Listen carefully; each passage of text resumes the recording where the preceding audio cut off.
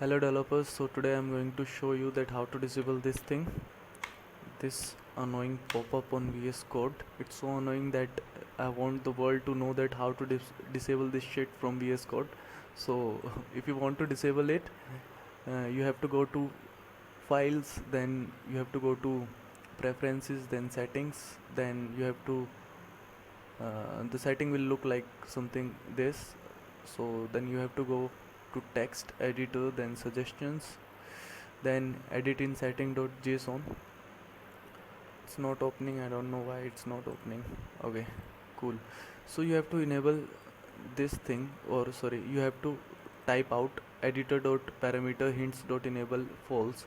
So let me uncomment this and put a comma so that it doesn't show any error, and save this out. That's all. The pop-up has been disabled.